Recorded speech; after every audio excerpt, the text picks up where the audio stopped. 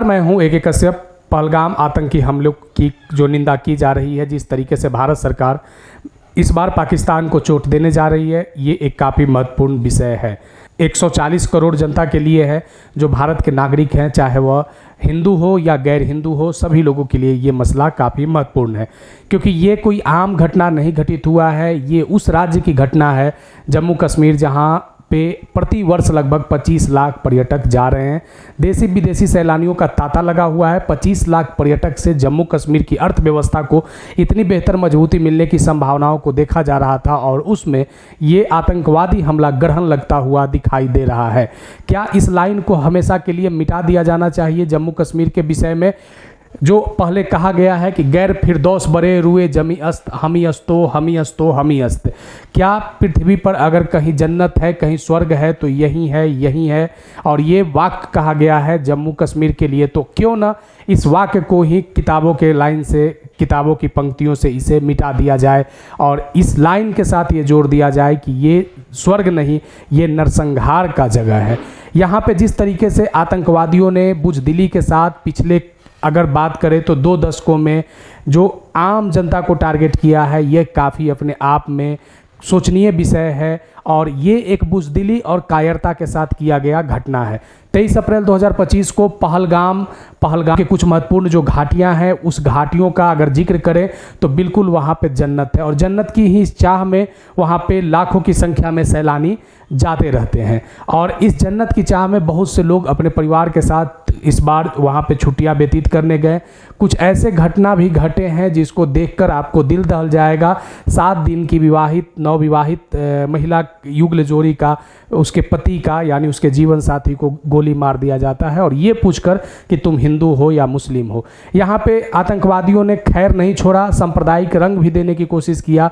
तुम क्या कलमा पढ़ना जानते हो? कलमा नहीं जानते हो तो जैसे ही कहा गया तो गोली से शूट कर दिया गया। कुछ ऐसे लोग भी थे जो कलमा पढ़ने का एक तरीके को अपनाया, वे बच गए। कुछ इस तरीके के भी कुछ इस तरीके के भी घटनाएं आपको सोशल मीडिया पे देखने को मिल रहे हैं। लेकिन अब इन आतंकवादियों की खैर नहीं है, और पाकिस्तान में जो है वह अगर बात करें तो F-17 फाइटर जेट जो चीन के द्वारा दिया गया है, वह पूरे रात प्रहरी पर है, टकटकी निगाह लगाकर देख रहा है कि किस स्थिति में पाकिस्तान को पूर्णतः बर्बाद कर दिया जाए। इस मसले पर कि वहाँ के आतंकवादी के जो लॉन्चर पैड है, उस आतंकवादी के लॉन्चर पैड को हमेशा के लिए ध्वस्त कर दिया जाए। क्योंकि आप इस बात से कतई ऐतराज़ नहीं कर सकते हैं कि अगर सरकार ने ठान लिया है कि हमको इस बार आतंकवादी संगठनों को पाकिस्तान से नेस्ता नाबूद कर देना है, तो आप ये तय मानकर चलिए कि बहुत जल्द आपको ये सभी घटनाएं देखने को मिल सकते हैं। सबसे पहले यहाँ पे जो पाकिस्तान के साथ जो सिंधु जल समझौता था, इसे तोड़ा गया। इसका फायदा भारत के लिए दूरगामी प्रभावी हो सकता है। पाकिस्तान पर इसका नुकसान कुछ समय के बाद देखने को मिल सकता है। लेकिन अभी जो भारतीय बाप, जिन्हें कह सकते हैं भारतीय सैनिक, उन आतंकियों को ढूंढ रहे हैं जंगलों के उन एरियाओं में जहां पे ये गीदड़ लोग जाकर छिप चुके हैं। भारतीय सेना ने अपना जज्बा को दिखाते हुए आतंकियों को ढेर भी किया है, और लगभग ये जो पहलगाम का इलाका है, घाटी टुकड़ियाँ जो पहलगाम के जो घाटी के क्षेत्र हैं वहाँ पे लगी हुई है, और आतंकवादियों को मार गिराने की कोशिश किया जा रहा है। पहली बार अगर आप देखेंगे तो ये कोई घटना घटित नहीं हुआ है। 90 के दशक से अब तक साल दर साल इस तरीके के घटनाएं बहुत बार घटित हुए हैं। 90 के दशक से अब तक साल दर साल जो घटनाएं घटे हैं, ये पहली बार ऐसा हो रहा है कि भारत सरकार इतना बड़ा ठोस निर्णय लेने जा रही है। यहाँ पे इस तरीके के अगर वाक्यों को देखेंगे तो पहले भी अगर आप 22 मार्च 1997 जो एक संग्रामपुरा नरसंहार हुआ था, जिसमें 8 निर्दोष भारतीय नागरिक को मार दिया गया था, जो पहलगाम के इलाके में था।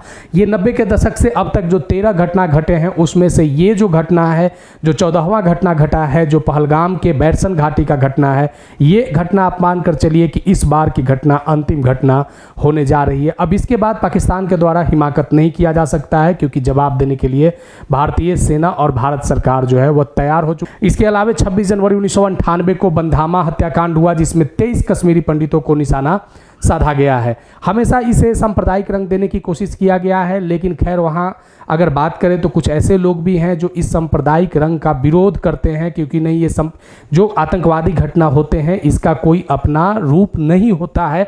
न ये इस्लाम है, न ये हिंदू है, न ये गैर हिंदू है, न गैर इस्लाम है। आतंकवादियों का कोई रूप नहीं होता है, क्योंकि जब जब कोई घटना घटित होता है तो यहाँ पे उन लोगों को भी हताहत होना पड़ता है जो कश्मीर में गैर हिंदू भी रहे हैं।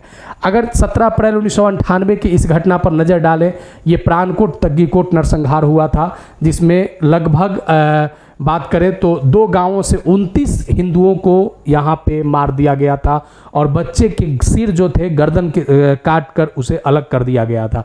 इसके बाद 19 जून 1998 का छपनारी नरसंहार हुआ था और ये छपनारी नरसंहार का ये विभत्स रूप आप देख सकते हैं।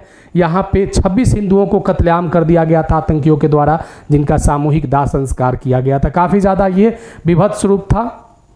20 मार्च 2000 को छिट्टी सिंहपोरा कांड हुआ था, जिसमें सिख लोगों को यहाँ पे घटना घटित हुआ था, जिसमें 35 सिख लोगों को आतंकी हमलों में यहाँ पे मार दिया गया था।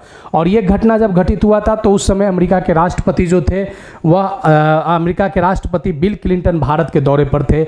और अभी जो 23 अप्रैल 2025 को जो घटना घटा है तो अमेरिका के उपराष्ट्रपति भी भारत के दौरे पर इस समय हैं। और इस बात को आप देख सकते हैं कि अंतर्राष्ट्रीय स्तर पर भी भारत को ये स्थिति कमज़ोर करने के लिए किया जाता है। खास करके 2 ऐसे आपके पड़ोसी देश जो बांग्लादेश या पाकिस्तान, ये एक अलग अपना रूप देने के लिए तैयार रहता है, जबकि ये भूल जाता है कि इसकी हैसियत भारत के सामने कुछ भी नहीं है। कुछ प्रोटोकॉल हैं, कुछ अंतर्राष्ट्रीय संधि हैं जिसके कारण से भारत के भी कुछ हाथ बंधे रहते हैं। नहीं तो ये अगर मसला को देखें तो बहुत जल्द इससे निपटना भारत सरकार के लिए बहुत जल्द, अगर अंतर्राष्ट्रीय संधि समझौते नहीं होते तो अब तक एक नया मंजर देखने को आपको मिल सकता था। अब देखिए यहाँ पे 1 अगस्त 2000 को अमरनाथ यात्रा पर हमला हुआ था अनंतनाग और डोडा जिला में, जिसमें 105 लोग मारे गए थे और 32 अमरनाथ यात्री और मजदूर भी शामिल थे। और इस बार 3 जुलाई 2025 को भी अमरनाथ यात्रा पहलगाम से ही शुरू होने वाली पोस्ट होती है। जो सबसे प्रारंभिक जो बिंदु होती है पहलगाम होती है, और पहलगाम की ये यात्रा को डिस्टर्ब करने के लिए जो 3 जुलाई 2025 से शुरू होने वाला था, यहाँ भी इसे प्रभावित करने की कोशिश किया गया है। क्योंकि जो बैरसन घाटी है और ये जो कुर्रू की जो घाटी है, ये सभी जो घाटियाँ आपके पहलगाम के वाले इलाके में ही देख सकते हैं, जहाँ से पवित्र हिंदुओं की जो जत्था अमरनाथ को जाती है। 9 फरवरी 2001 को कोट चारवाल हत्याकांड हुआ था, जिसमें से ये जो चारागाह में जो चरवाहे होते थे 15 बकरवाल जो घुमंत समुदाय के लोग थे, इनकी हत्या कर दिया गया था। अब देखिए 14 मई 2002 को कालूचक हमला हुआ था, और ये कालूचक में जो हमला हुआ था जम्मू पठानकोट के हाईवे पे यहाँ पे यात्रियों को मार दिया गया था। 30 जुलाई और 6 अगस्त 2002 को नुनवान अमरनाथ कैंप पर हमला हुआ था, जिसमें से लगभग 11 श्रद्धालु मारे गए थे और 30 जो हैं वो घायल हुए थे। 23 मार्च 2003 को नंदीग्राम नरसंहार हुआ था, जिसमें 24 कश्मीरी पंडितों को मार दिया गया था। और 10 जुलाई 2017 को अमरनाथ यात्रा पर हमला हुआ था, जिसमें 8 श्रद्धालु इसमें मारे गए थे। इसलिए हमने यहाँ पे एक रियासी बस हमला हुआ था, जिसमें 9 श्रद्धालु मारे गए थे 2024 में 9 जून को।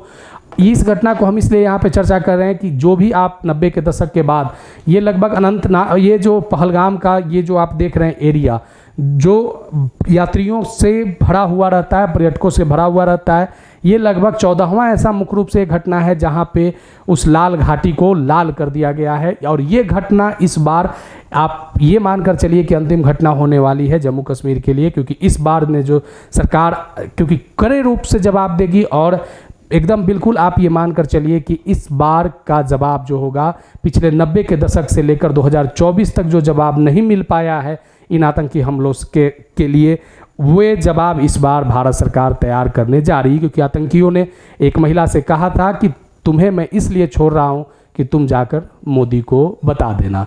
तो इस बार का जो घटना है और काफ़ी विभत्स रूप लिया है। 140 करोड़ जनता, भारत के 140 करोड़ नागरिकों के लिए काफ़ी ज़्यादा ये दुखद घटना भी रहा है। और यहाँ पे इस विषय को हमने इसलिए उठाया है क्योंकि ये काफ़ी एक महत्वपूर्ण राष्ट्रीय मुद्दा है। फिर मिलेंगे आगे नेक्स्ट वीडियो में।